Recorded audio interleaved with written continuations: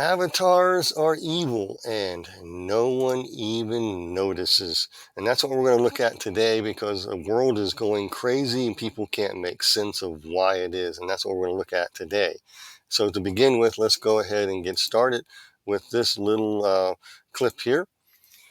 The Apostle Paul tells us in 2 Thessalonians chapter 2:11 that God will send a group of people a strong delusion that they should believe the lie. Well, the question comes, who are they? Who are the them, or who are they? The answer is found in the context as those who help the lawless one in verse 8, the Antichrist, come to power, as well as the apostatizing church, who is also indirectly or directly involved in bringing this entity to power.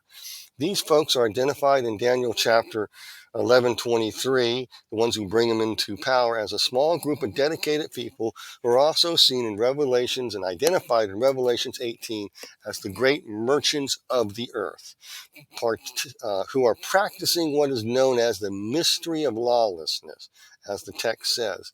The lie they believe revolves around the age-old lie seen in ancient Mesopotamian religion, Canaanite religion, all around the world, and spread all throughout the world, about how the young gods overthrow the old gods' reign, and how this one entity called Marduk, aka, goes by many names, Apollyon, Nergal, so forth, etc., who it comes as a champion to slay the one holding the tablets of the destinies of humanity and men, and liberates humanity, destiny to be free with no borders, everything like that, all freedom, no holds barred.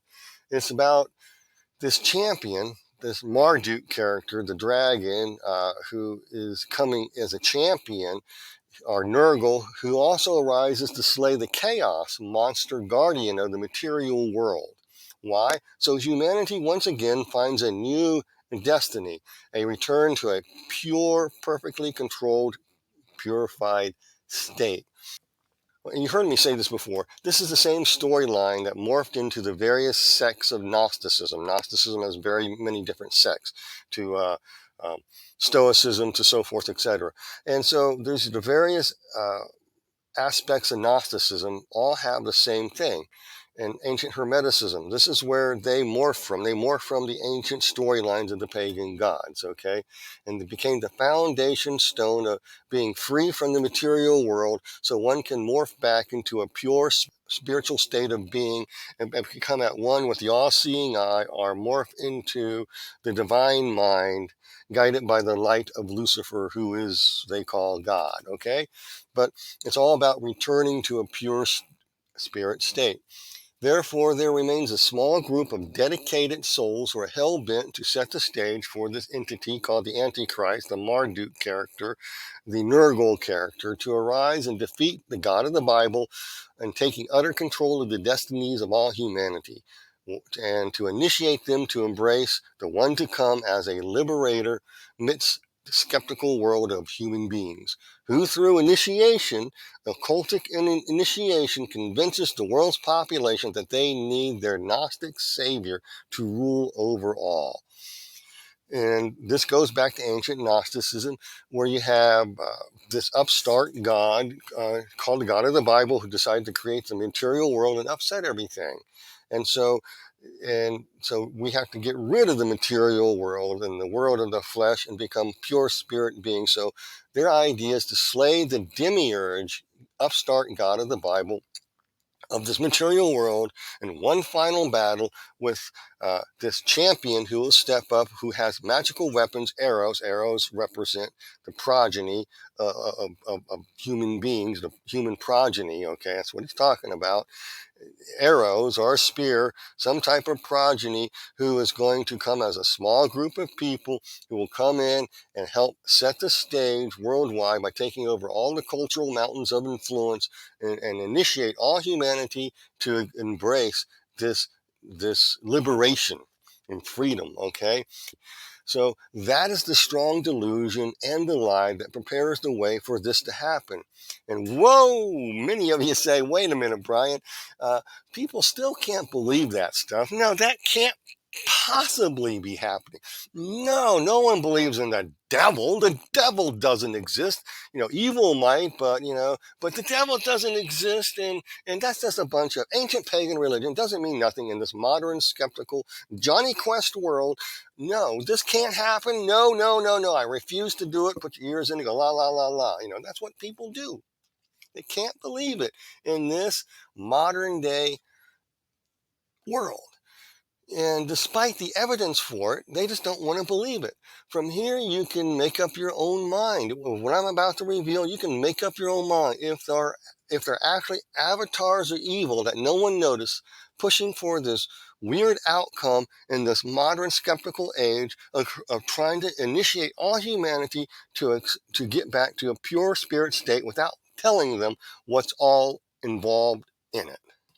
Because, folks, we are in a spiritual war. And the push for this lie is seen during the days of Noah.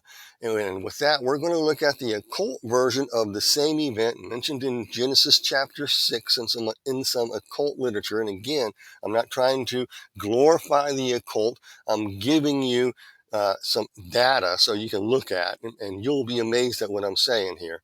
And this is from the cerebral form of Gnosticism, as I call it. It's called Theosophy, who through the writings of Alice Bailey and a whole bunch of other theosophists, they helped set forth the UN Charter, and whose followers were instrumental in that organization's founding and were founding members of it, and many of them are still there, and many of them are in the elite classes and the circles, and many of them are in meet at Davos as well. So let's go ahead and look at this documentation here, and just be amazed at what I'm about to say here.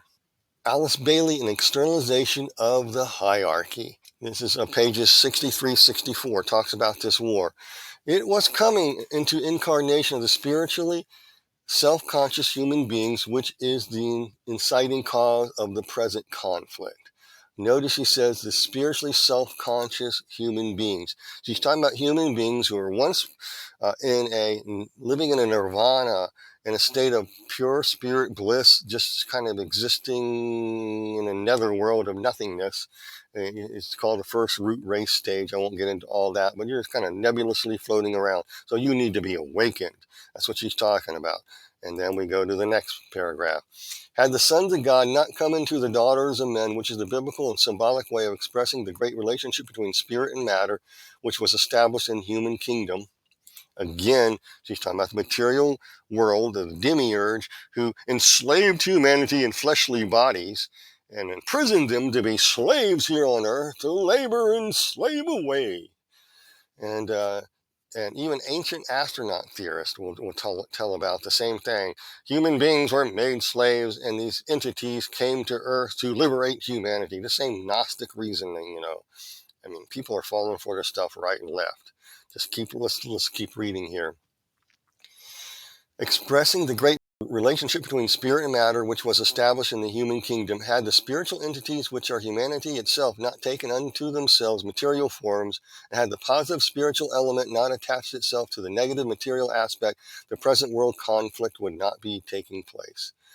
And so, what she's talking about is that human beings took on the material body, and it's evil. Materialism is evil. The material world is evil. This inanimate object called a coffee mug is evil because to make it is oppressive. You're oppressing somebody and exploiting somebody for wages to make this cup, maybe in some place in another country, and you're forcing them to dig in there. If you're just pure spirit being, you don't need a coffee mug.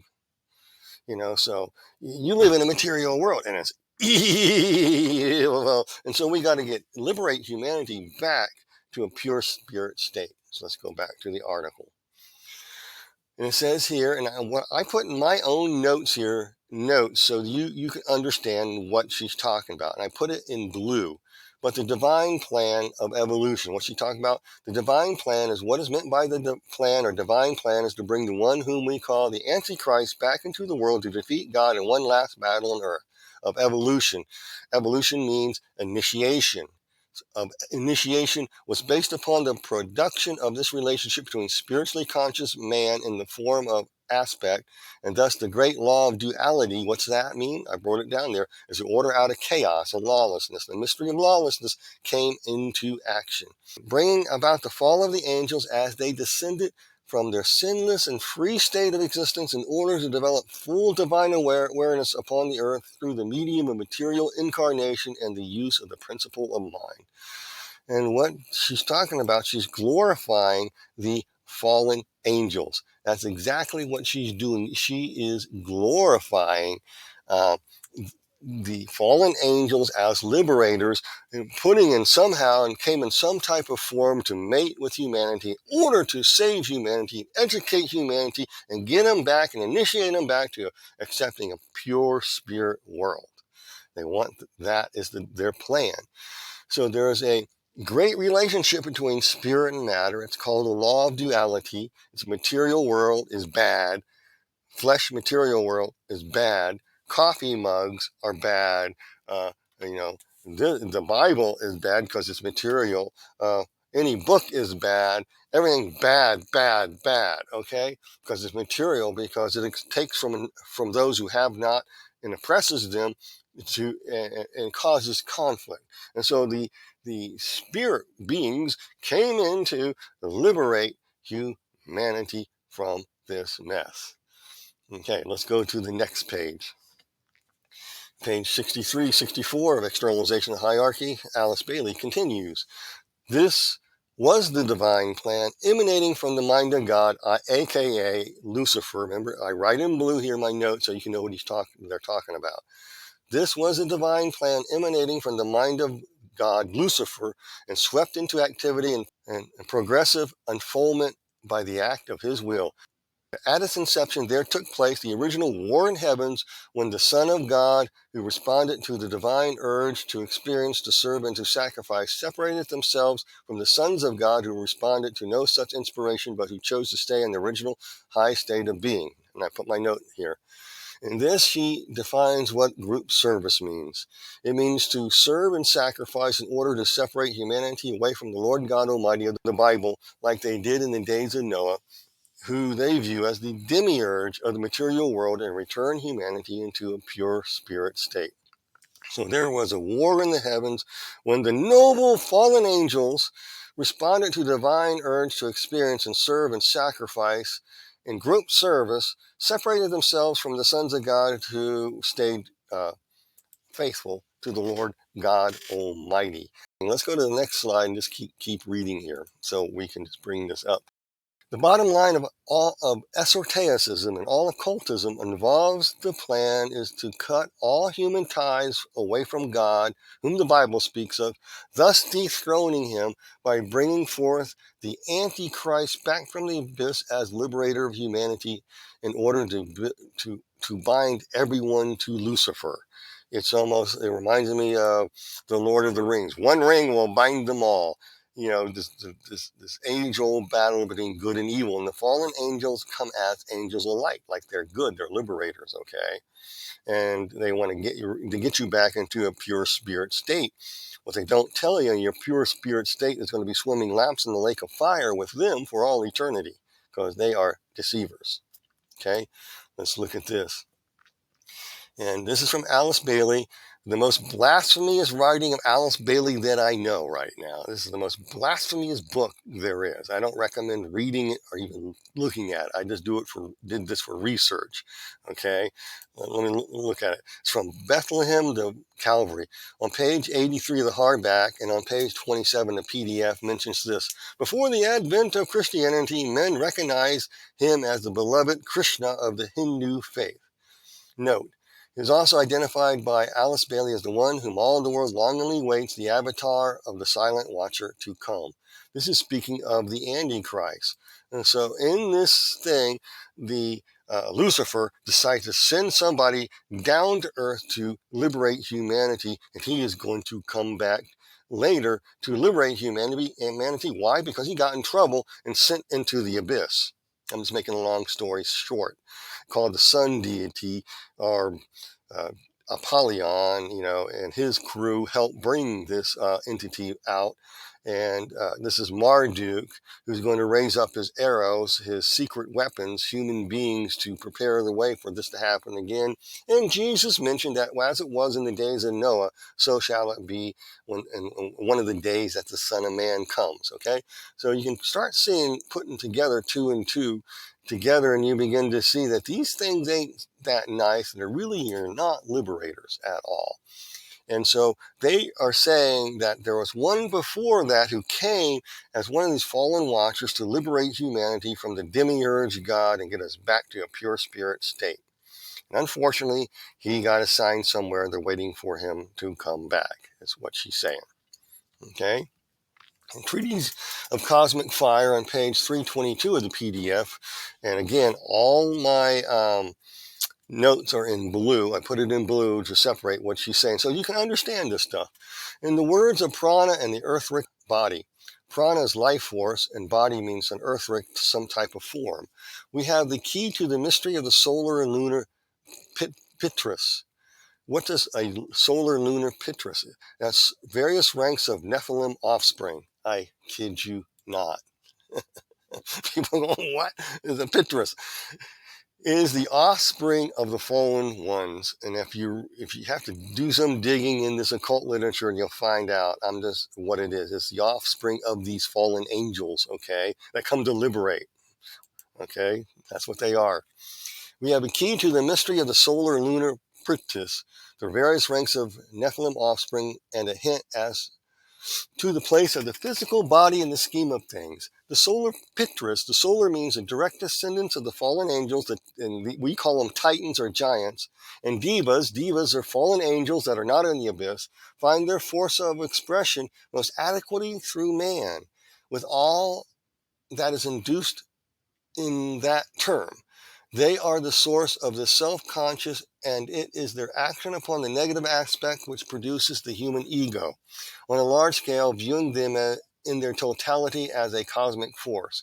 It is their action upon the negative or mother aspect, this refers to the divine feminine, on which the cosmic levels produce that self-conscious unity, the solar logos, unity with the divine mind, Lucifer, functioning through his physical vehicle. From the Christian standpoint, the great builders, per context, all the assigned fallen watchers are the Holy Spirit, are force overshadowing and fiduciating, or this word means inseminating, fertilizing matter, which the negative divine feminine or lesser builders correspond to the Virgin Mary. What does all that mean? This is basically telling us right here they are the source of self-consciousness and the aspect of the human ego. In other words, we have a sin nature. So they want to activate the sin nature and bring it to the up. So you don't have to teach a little kid to lie. They learn how to tell lies, pretty easy, and they learn to say no. So it's the exerting of the will to power. And so they get that in the human ego to strive to achieve power. That's what that's talking about, okay? We go down here. Viewing their totality as a cosmic force, their action upon the negative or mother aspect, the divine feminine. And the divine feminine comes in as severity, justice, and glamour and beauty. And so you want to pit that with the freedom aspect of the male nature of mercy, love, and love is love, that type of thing. You're going to pit these two sides together and create a synthesis. Heard me talk about this before. That's basically what they're trying to do, create synthesis in order to take over the destinies of humanity. That's what she's talking about in this book here. From the Christian standpoint, remember, Alice Bailey's not a Christian. The great builders are all the assigned priestess and fallen angels, and there's two groups. There's the solar and the lunar. The solar is the masculine, the good guys, versus the bad guys, the divine feminine, to create a synthesis of chaos, so you can bring your order into chaos. And you bring order back in and control the destinies of humanity. They'll tell you that you're swimming laps in a lake of fire. And then all the fallen watchers that are not in the abyss and the and the Nephilim offspring are the Kundalini spirits, which is a force that is released to inseminate and fertilize matter, human beings, to seduce, guide, and control them, addict them to spiritual experiences. So, I bet you guys didn't know that. You thought the Kundalini spirit was just one spirit. No, it is all of the unfallen ones masquerading as the Holy Spirit, seducing people in churches as well. In the occult world and Hinduism and stuff, is known as the Kundalini, where multiple people can have these actions happen to them. Okay? Interesting, isn't it? When you start doing a little digging, what you find out is kind of amazing. So I'm going to go to this next slide right here. Treaties of Cosmic Fire, 322, the PDF. Continue. The lunar priestess is the moon deity triad of the triple goddess who sow chaos to shape things for a new order to come. That's my definition. The lesser builders from the systemic point of view find their fullest expression in the animal kingdom. When they, as initiatory impulse, had produced animal man, and they had performed their prime function just as on a smaller scale in connection with only one of the heavenly men. She means pure spirit, divinely controlled humanity. The moon is dying and the decadent world is on a systemic scale, therefore covering a vast period of time. What's she talking about here? Talking about a vast period of time in the context, and it goes back to Genesis chapter 6. If you Book of Jasher talks about mixing one species with another, mixing species one with another, and this is where you get these beings where they're half human and half animal, chamaras. They're doing that today, you know. Just don't think it's outside the realm of possibility. Oh no, the fallen watchers, the angels, that's a myth, and you don't have to pay attention to that. But we can do it. The angels were too dumb; they couldn't do it back then. But you know, do you really know? And so they want to go in the animal kingdom, material world, mix species one with another in order to liberate humanity from this mess. Okay, so the divine feminine is to sow chaos, and one day the chaos is no longer needed. We'll see this in the book of Revelation too. Just keep tracking with me. It's the third paragraph. So I'll read the last sentence. So on a systemic scale, and therefore covering the vast period of time, the work of the lunar priestess, the triple goddess of severity, justice, and glamour, is slowly coming to a conclusion at the power of the third kingdom. The animal over the human being is superseded by spiritual power. The systemic correspondence to the lunar priestess activity to create chaos, in order to make order, will occultically die out. This last paragraph, and I wrote it here for you to read, is simply saying that in the final world order comes after the chaos that the divine feminine makes dies out during the time of the Antichrist reign. In Revelation chapter 18, verse 9, describes this event when the great men of the earth will lament for her after her destruction. Don't think the fallen watchers are ignorant. They know the scriptures better than you do. And when God spoke to the devil in Genesis chapter 3, verse 15, about from the woman's seed will come one to crush the serpent's head, he's talking about the birth of Jesus. So what happened? The devil will go, oh boy, I got a problem here. So let's pervert this and start a pagan religion where I will send, his champion to defeat there. And he'll send all his fallen watchers here in this spiritual thing to circumvent and stop that from happening, and he failed, and he keeps failing. It's not going to happen. Jesus came into the world, and through the work of the cross and the power of the cross, he crushed the serpent's head of his power of sin and death. I won't get into all the theological ramifications of that, but that's what I'm trying to show you right now. The goal of the occult world is all about acquiring power. That's what it's all about. That's what I'm trying to say. And they use the fallen watchers for teaching humanity their base sin nature here, how to acquire this power. So the occult world is all about acquiring power to be able to control everything. This is done through a process of grooming to develop that mindset into a certain group of enlightened people who have the will to exercise absolute power attained by the love of wisdom that activates human intelligence to control all with godlike power People like Noah Harari, for example, who wrote Homo Deus, human becomes divine, and all this other stuff they talk about in that, these things. They want to create that synthesis. They want to use the divine feminine to produce chaos, confusion about everything, about what beauty is, what gender is, and throw that in there to create chaos so their order can take control of the destinies of men. They need human arrows, human agents, a small group of people to work through to carry it out. Okay? And they find them and they teach them how to want absolute total power to control all. They come as messengers of light, these people do, shouting liberation, freedom, all for the betterment of humanity. Follow their ways, and their new utopia will come upon the earth. They prepare the way. We have organizations like the UN, UNICEF, so forth, the World Economic Forum. You have the other groups out there doing this, Rockefeller Foundation. You have these small groups of successful, great people of the earth. They all want this, and they're all seeking to control, absolute control and power away from people and onto themselves. So they meet and discuss their plans for this new order of the age to come about.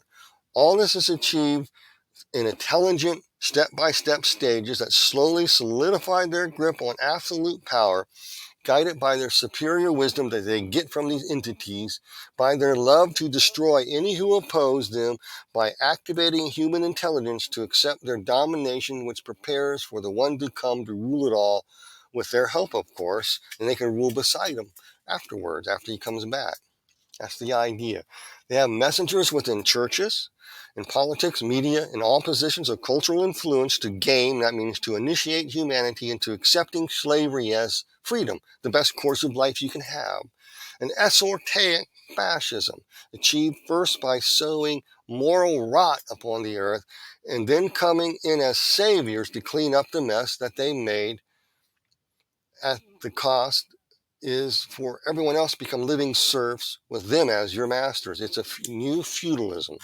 It's going backwards to the emperors and pharaohs of ancient times. Two groups of people, the haves and the have-nots, and they have, and the haves have absolute total control over the serfs, and they want to be able to control you and control the sin nature. So they want to alter what it means to be human beings so they can control you, so you will not rebel. And you'll see a push for that in the last days. We have AI, we have surveillance state coming. They want to do some type of implants in you. We have in the Bible, it talks about the mark of the beast. Think about it all. Put things together, okay? This is all about achieving total dominance of the few over the many. Alice Bailey helps explain how to do this without the common folks getting wiser. And she explains it in the Gnostic cerebral form of the plan, which she was channeled to her by demonic entities, and laid out the plan in this, and how to get people, the common folks, to not even pay attention to this, and without getting wiser that they're being set up to be controlled. Okay, so let me look at that right now. We're going to go to this slide right here, education in the new age. And this will explain their goal, too, here of it. Education in the New Age, the 1954 edition, page 55 of the PDF on public domain, and I quote, "We have now laid the ground for consideration of the three sciences which will dominate the thought of the educators of the coming age. The building and the development of the Anatakarana," I can't pronounce it. That really means building the bridge between the higher and lower mind self to come into alignment, all sold out oneness to carry out the will of the hierarchy, the fallen entities, which is to bring forth the one. 2 Thessalonians chapter 2, verse 8 speaks of, that's about the Antichrist. So it's building a bridge between getting rid of the material world, and bringing humanity to accept coming back into a pure spiritual state by sowing chaos so they get discouraged, disheartened, and give up and say, I want what you have, and then they'll get you into a pure spirit state of liberation and freedom. That's what that means, okay? Let's keep going here. The building and development of the Anakanara is the building the bridge to unite the self to the development of the power to control life and to work white magic, good magic, through the science of meditation to the science of service, whereby group control and group relationships are fostered and developed. These are the three fundamental sciences which will guide psychologists and educators of the future. So they want to, through education, they want to control life, use esoteric good magic, they call it, through the three sciences, which is the science of service, in order to control the group and teach you new group relationships for the science of service. These three are the fundamental sciences which will guide psychologists and educators of the future. These will also cause a radical change in the attitude of parents toward their children and the methods in which they employ to train and teach them when they are very young in the formative years of their consciousness. And so you'll see a push for all this junk. And yet most people have no clue what they're talking about at all. And so let's find out what they're talking about. So what they want to do is forming within human beings a fashionable, new controlled personality of humanity that lives by certain standards. And so what are those standards? I'm going to bring this slide up and show you what it is. Alice Bailey, Education to New Age, page 75, 76, PDF.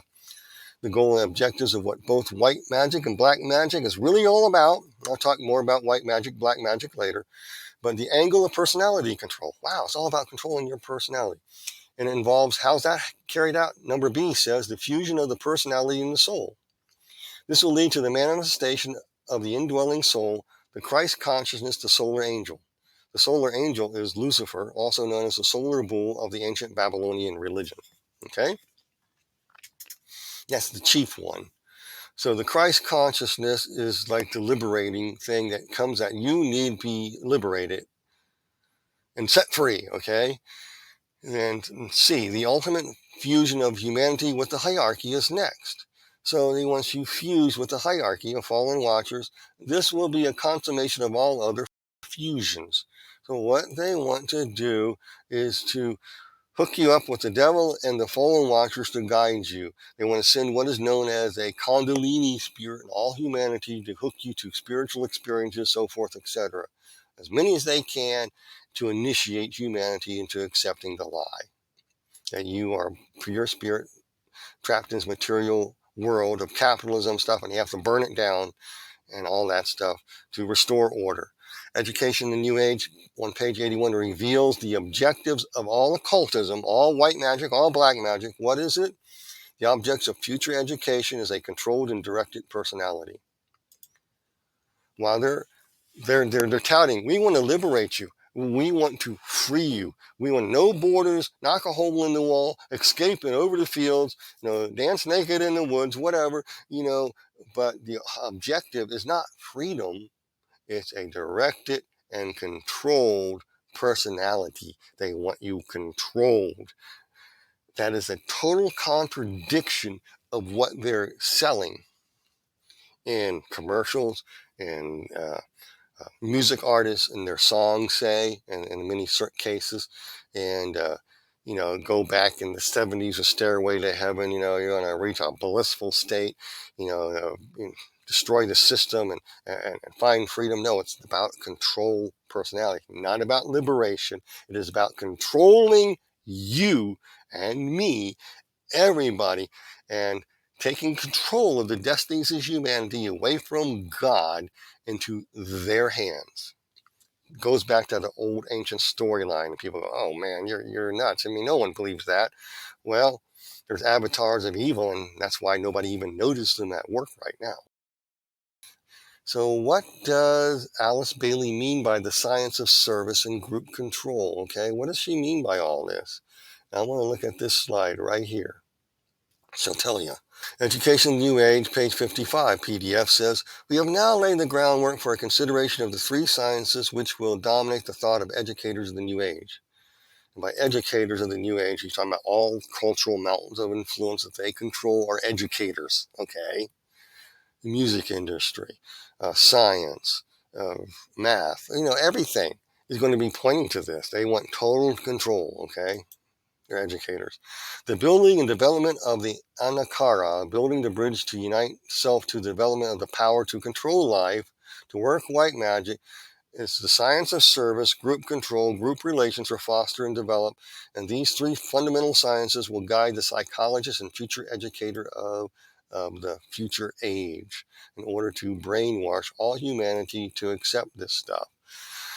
How this is achieved is going to be seen in this next slide, in slide 10. I'm going to go to slide, I have slides numbered here, so I'm going to go to this slide. Just look on your screen.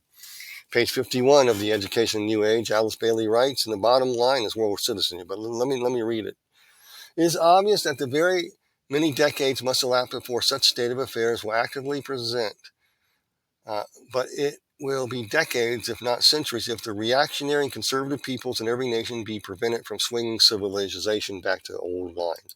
So he talks about reactionary people who are stuck in the material world. They are your enemy and must be purged from the earth. There's no love or tolerance toward conservatives, especially not Hebrew people, and definitely not Christians who are not converted to Christ consciousness.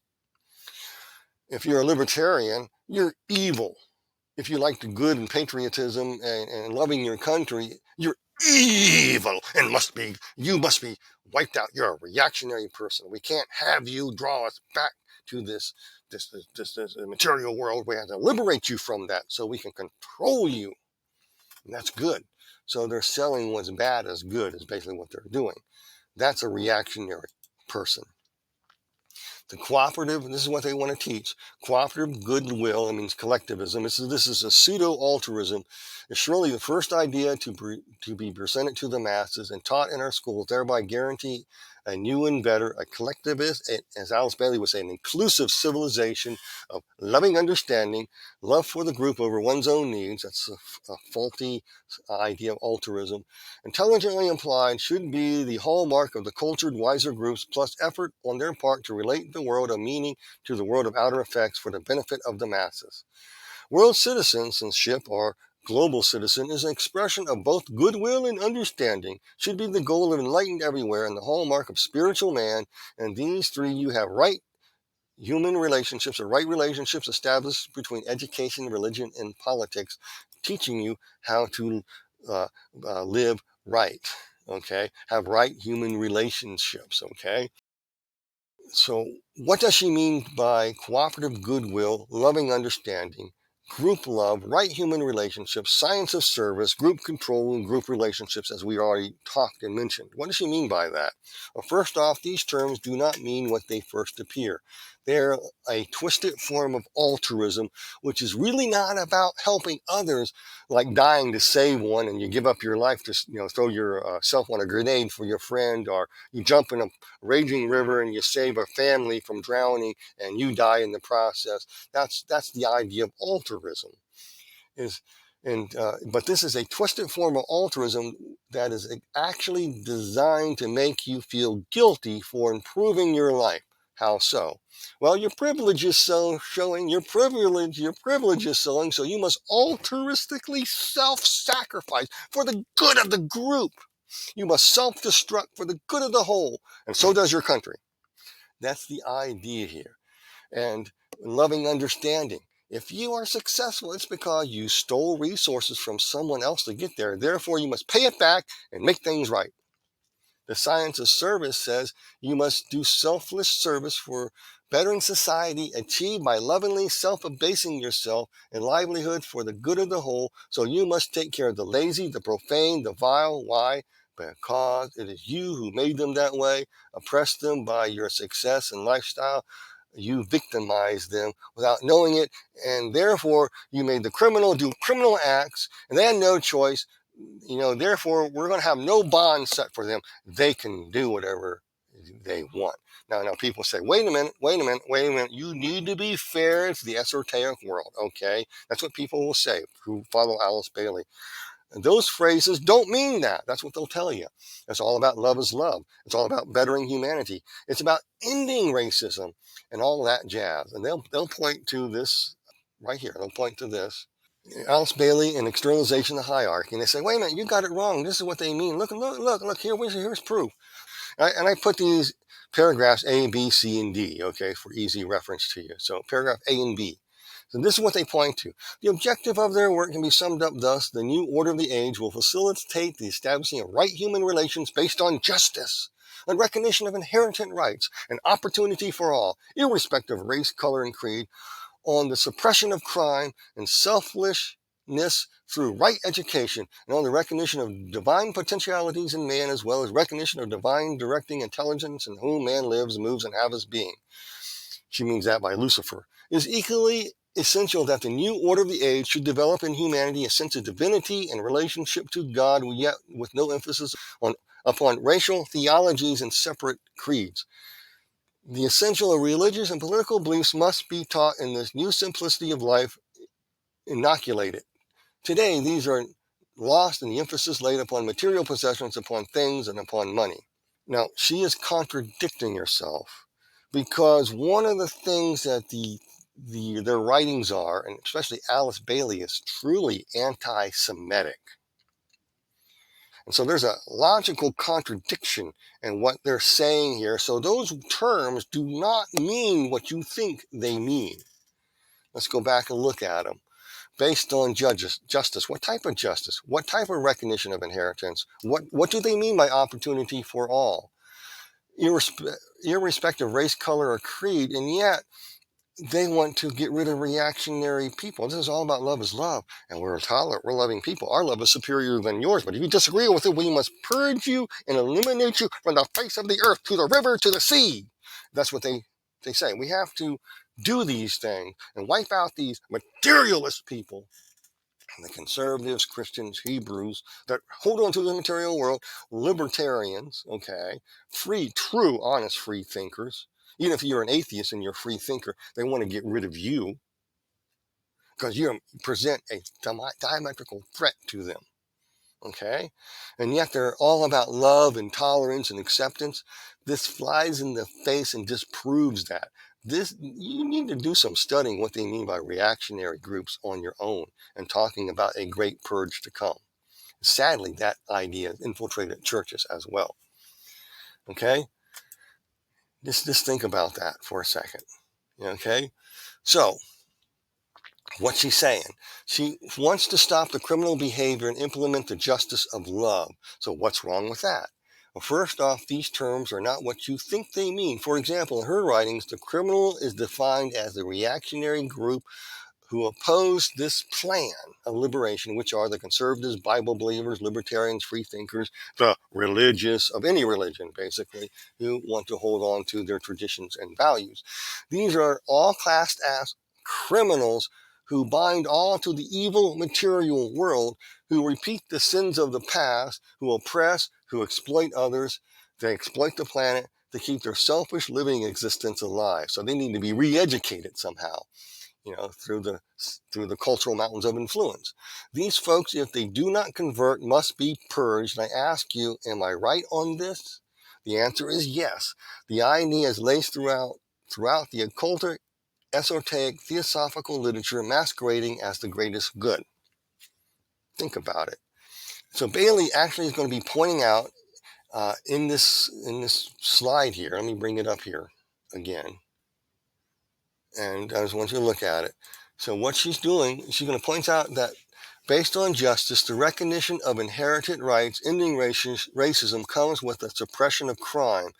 Isn't all that a good thing? People say, oh, that's a good thing. Again, these terms are not what they first appear to be. Everyone can agree with these, but the meaning is important. In Satanism, a lie is a cunning virtue of expedience to achieve the goal, to burn down the system, and let me explain how this is done. For justice sake, the criminal must have free reign. I'm not kidding you. In their mind, the criminal must have free reign. But aren't they against criminality? Aren't they against this stuff? And so why is all this stuff? For justice sake, the criminal must have free reign for a time to burn the system to the ground. They are used as shock troops to sow chaos into the land as a form of secret knowledge is unleashed, used to punish law-abiding citizens for their success and for their living standards. Then later, after a while, the free people will start crying out for justice to stop the crime wave.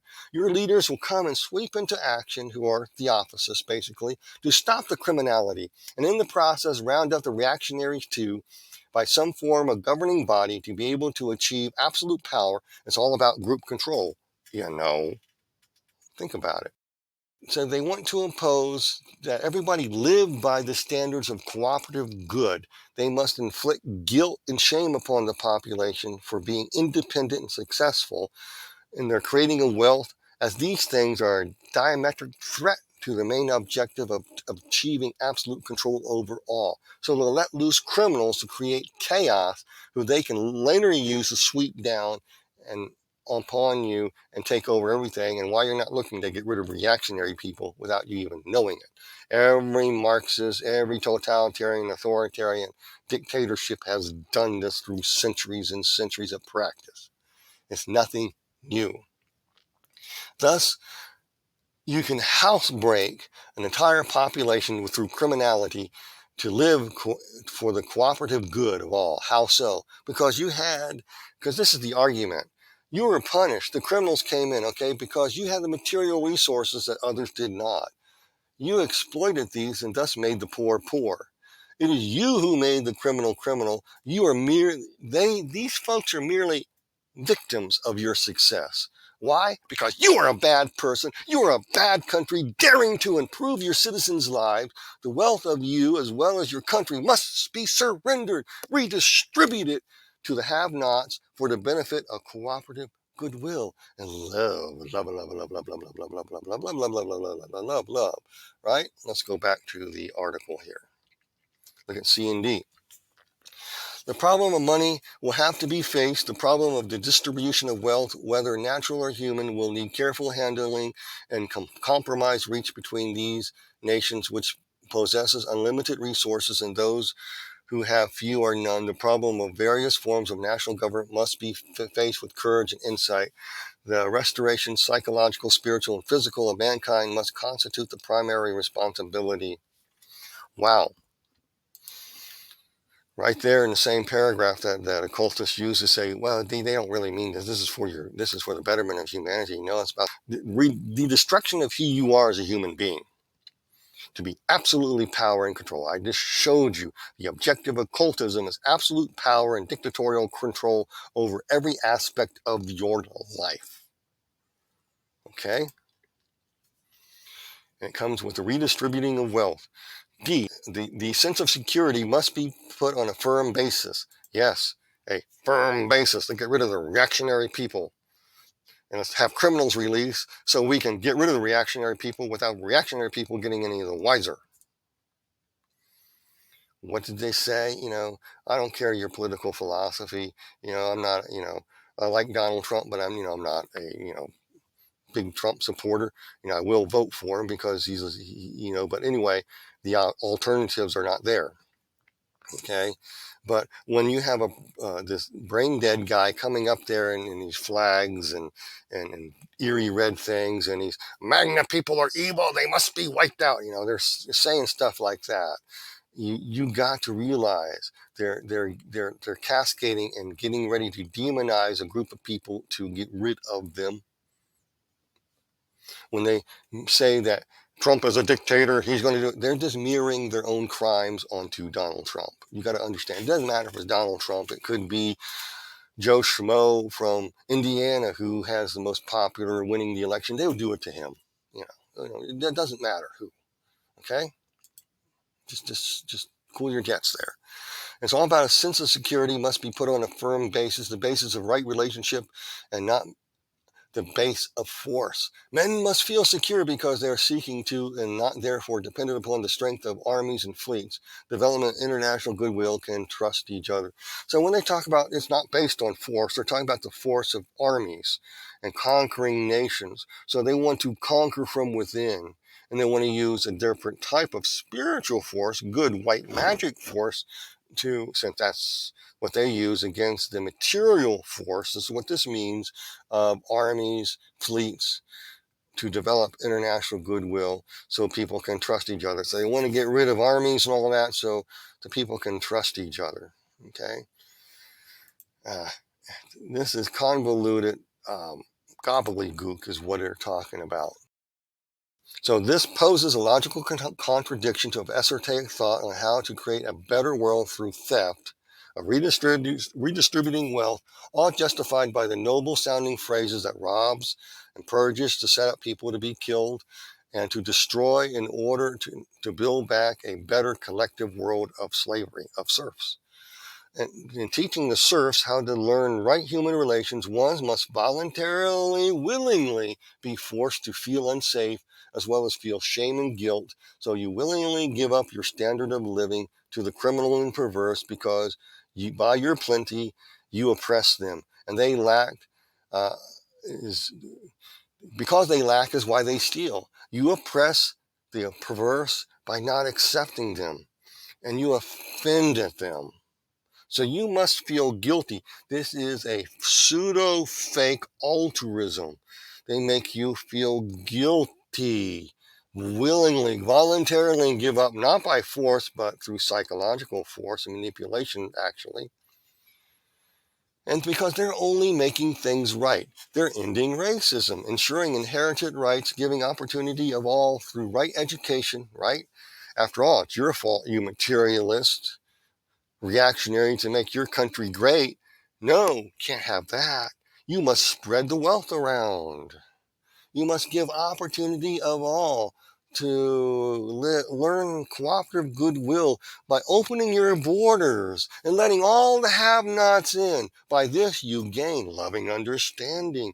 After all, you must sacrifice for the good of the whole and must provide self-sacrificially those who illegally enter your country by giving them all your money, houses, hotels, social programs, and train them for employment. And all those men can have your women too. Why? Because your country was racist.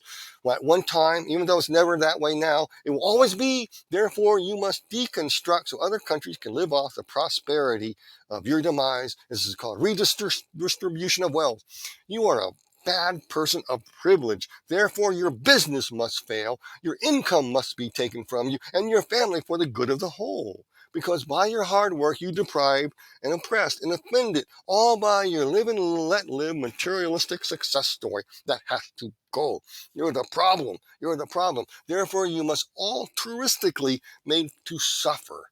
Altruistically to give all you have and to altruistically suffer. You must let the perverse have your children because you oppress them by not letting them teach right human relationships to them in storybook hour. Are you seeing any of this bull malarkey here, this rot happening today? Do you feel disheartened by it? Or you feel like you want to check out? You feel like you're saying, what is the use? I am getting absolutely discouraged by this. Why? Avatars are evil at work. And I want to ask the Lord to open your eyes up to see it. This is a form of twisted altruism at work where you are reduced to a mere sacrificial animal, a mere beast of burden, simply to become a commodity of the state. It's all about group conformity, making you a controlled personality who, in the name of love, must love to hate yourself. You gotta love to hate yourself. You have to love to hate yourself, your national heritage, your personal values, and even love to hate objective reality, objective truth itself. That is the key to understanding esoteric thought, and it explains why you're seeing this stuff today. Let's look at this slide right here. Alice Bailey, Externalization of Hierarchy on page 103. Right human relationships will come by mutual recognition of mistakes, sorrow for wrong actions in the past, by restitution if possible. It will come when nations can be educated to appreciate the good qualities of other nations, to comprehend the part they play in the whole picture. I rest my case. So you're going to have to be made absolutely feel like dirt to housebreak you to accept this stuff for the good of humanity, okay? This is achieved by forcing guilt and shame right into your very psyche. Group love involves that you must think of yourself lesser than anybody else. You are guilty and must serve and work for the cooperative goodwill of all to make up for all the past mistakes that you were never guilty of in the first place. Therefore, others deserve all the rewards of life, but not you. You're a bad person for living better than the Bushmen in the boondocks. Why? Because you unknowingly took from them to ensure you lived a good life. Now it's payback. It's payback for group love's sake. How dare you take any pride in your country's heritage? How dare you take pride in any accomplishments of defeating totalitarianism in wars fought to set other people free? Those poor authoritarians, they were just victims trying to create a better world. River to the sea type things. How dare you do that? And if your team wins first place, if you're on a sports team and your team wins first place, you must ensure that the losers win first place too. Why? Because they lost, because they didn't have it as good as you. You had a better education. You were better trained than them. And they had it bad. Therefore, you must give them special treatment. Okay? That's what it is all about. The losers are better than you because you did not build that. This is all about stakeholder capitalism. This covert, but in reality overt occultism incentivizes victimhood. I'm oppressed. I was born the wrong way. I have it bad. Therefore, you must give me special attention and treatment. You must use the right term for me or you'll go to prison for life because you offended me. Don't fly your nation's flag as that is offensive. Bend the knee when you hear your national anthem. It's all about right human relations.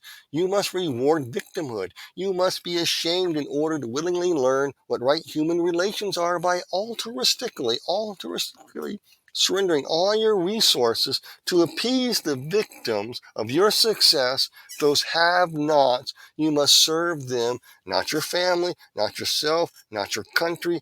Your government will give you your rights, folks, not God. Due to the color of your skin, you are a bad, wicked, vile person if you oppose this narrative. You are a bigot. You are the oppressor. You must do group service to the offended, to the oppressed. Never forget that you are the oppressor who in some way, invisible way, stole from the oppressed. You can never be forgiven. You must surrender to the narrative, folks. You must surrender to the narrative. Right human relationships, as Alice Bailey says in Externalization of the Hierarchy 103 of the PEDF, right human relationships will come by mutual recognition of mistakes, by sorrow for wrong action in the past, by restitution if possible. It will come when nations can be educated to appreciate the good qualities of other nations and to comprehend the part they play in the whole picture. There you have it, right human relationship and what it means and what it's all about. Folks, what is meant by group love, right human relationships is best understood as winning the race to the bottom. Thus, you are housebroken. And what happens to you, and what's happening to many people right now, you become disheartened.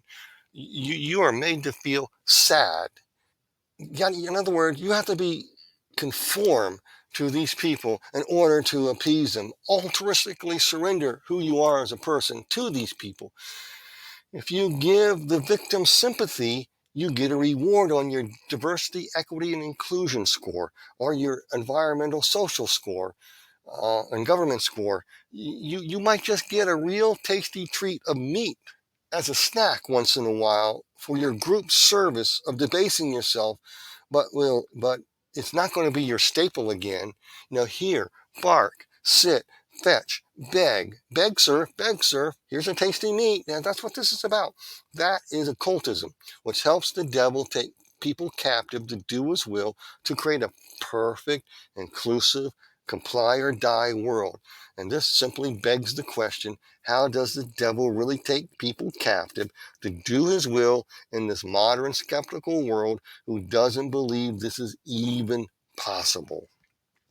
I gotta tell you, there are avatars are evil and that no one even notices in this modern skeptical world at work afoot, as it is in Dr. Robert Herrmann's 1997 revised 2001 article, and I have the link in the description below, a scientific analysis of the writings of Alice A. Bailey and their applications explains how the devil takes captive, and we're going to look at that for a bit here.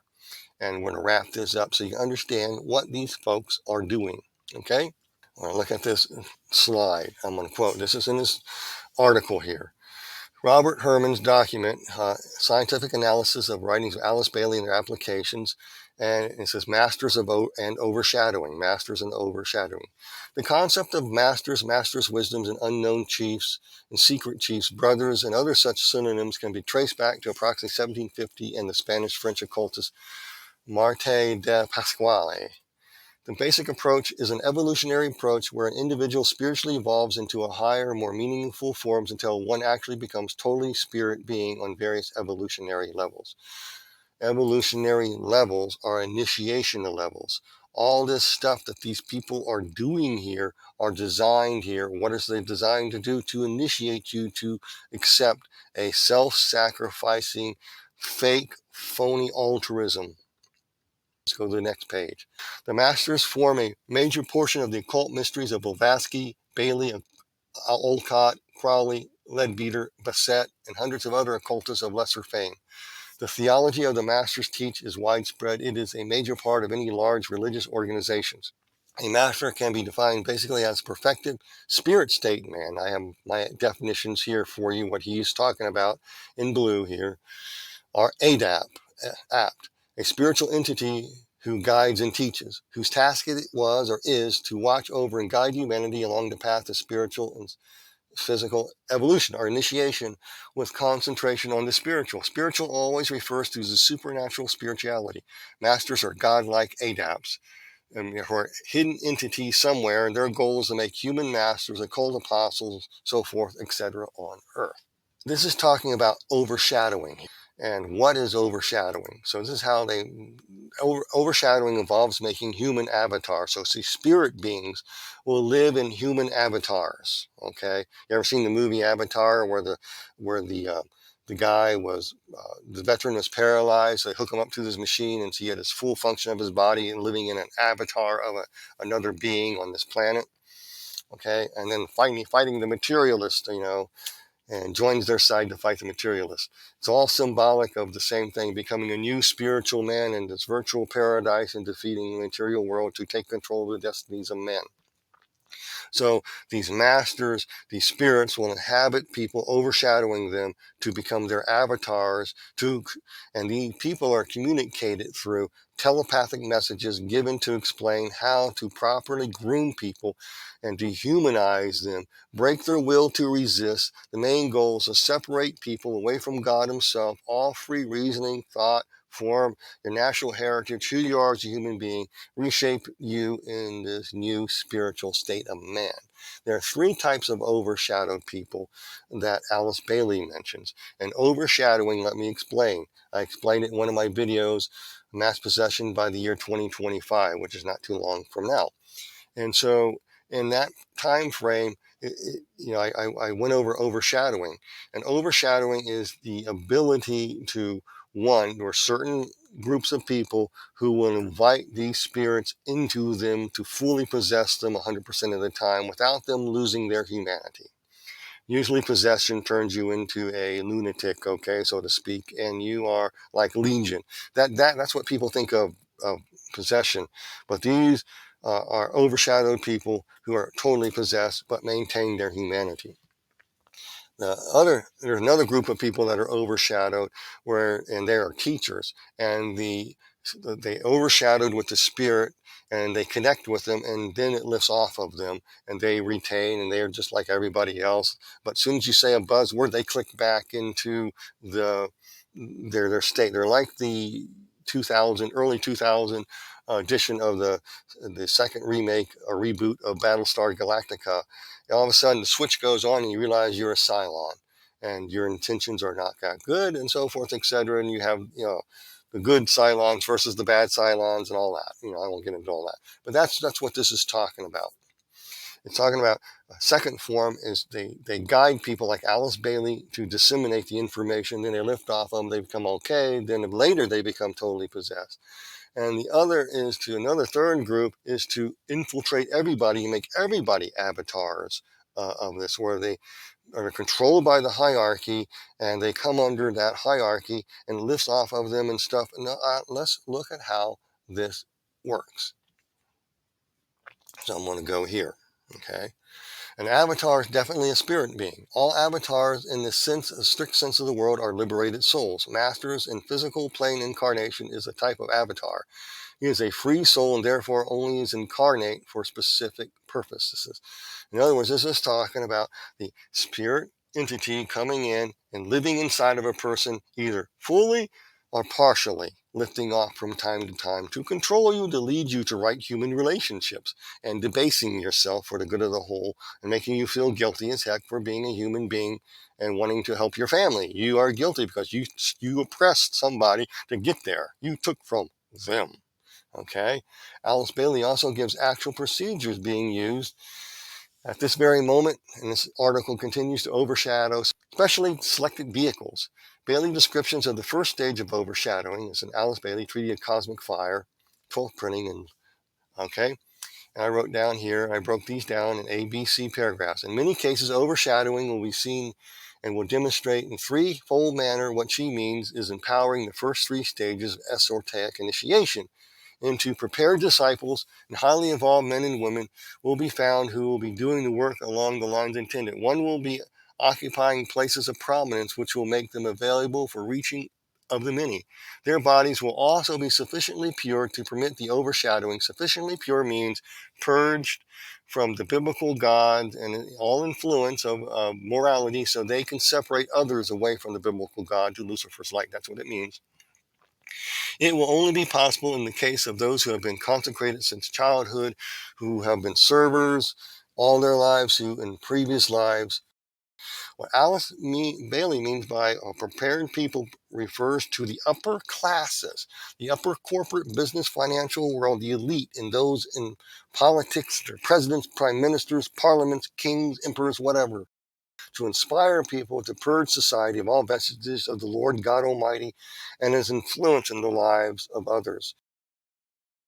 Have you noticed any political party ideology where we're witnessing such a thing like this now?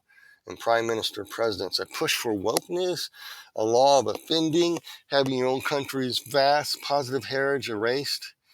Uh, you dare show your country's flag or sing your national anthem, and you can't do it because now it offends. You can't sell uh, uh, Fourth of July products and stuff in bucketfuls like you used to. You can't celebrate your country's heritage on the 4th of July because you're evil.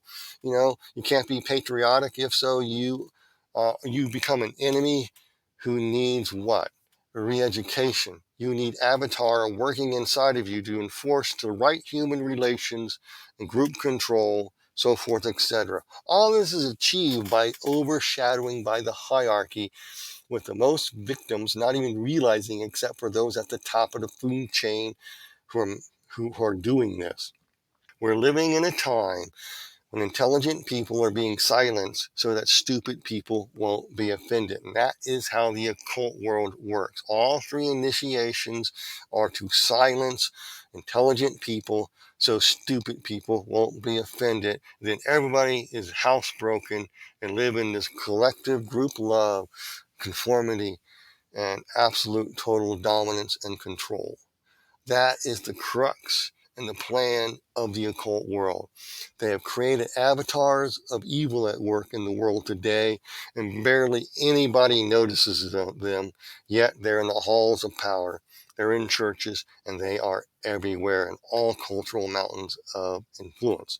With that, I'm going to end here. And if you'd like to contact me, all my contact information is there. And if you like to support what I do, it's all there. And my 2 books are there, To a Land Unknown, Hell's Dominion, Heaven Beckons. If you like to support what I do, that's fine. It's up to you. I don't call people. I never will call people, never will ask and beg for money from people. All I can say, if that someone does that to you, that is not me. I don't do that. So you pray about it. I also, more than anything, I ask for your prayers of protection, as you can see through this video, how much the attacks come. So with that, I'm going to go ahead and end this, and you guys be blessed in Jesus' name.